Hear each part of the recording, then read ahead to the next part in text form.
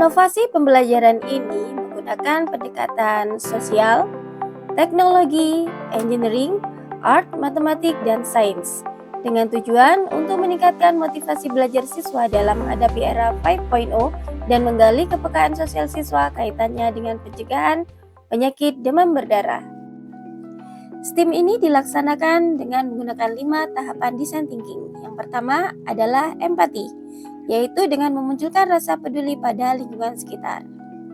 Yang kedua, dengan define, menemukan masalah utama yang perlu diatasi. Yang ketiga, ide, mengeksplorasi ide yang kreatif dan inovatif. Yang keempat, prototype, membuat desain dan mengubah menjadi kerangka dasar. Kami mengajak siswa untuk aktif terlibat dalam proses pembuatan alat penangkap nyamuk sebagai upaya untuk pencegahan penyakit demam berdarah yang terjadi di lingkungan sekolah. Mulai dari merancang desain, mengumpulkan bahan, hingga menguji alat yang sudah jadi.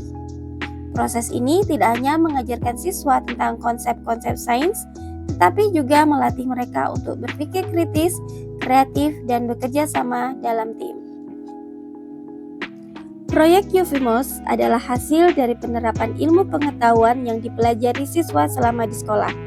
Dengan memanfaatkan energi listrik, lampu ultraviolet, dan barang bekas lainnya, serta menggunakan teknologi sederhana.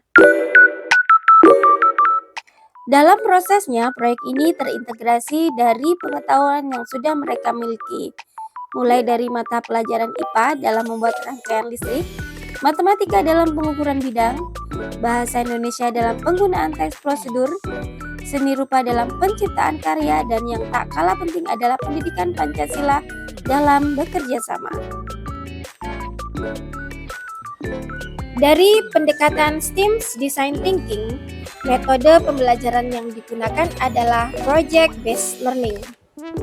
Menggunakan konsep co-kurikuler yang mana wali kelas meluangkan waktu selama 30 menit setiap minggunya. Proyek ini dirancang selama kurang lebih 8 minggu dengan menggunakan sinteks PJBL yang terjadwal.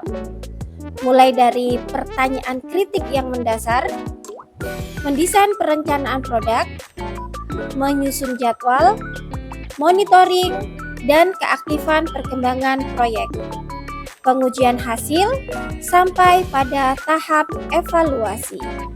Pada pelaksanaannya tentunya siswa menemukan beberapa kendala pada pembuatan produk. Kendala yang kerap kali ditemukan adalah pada bagian perangkaian listrik sederhana. Namun, dengan komunikasi dan kerjasama, siswa dapat menemukan solusi pada kendala tersebut. Tahap terakhir dari design thinking adalah tes. Dari tes, kita dapat menguji kelayakan desain, mengukur ketahanan bahan, melihat keefektivitasan sistem kerja, serta mengevaluasi kelemahan setiap komponen.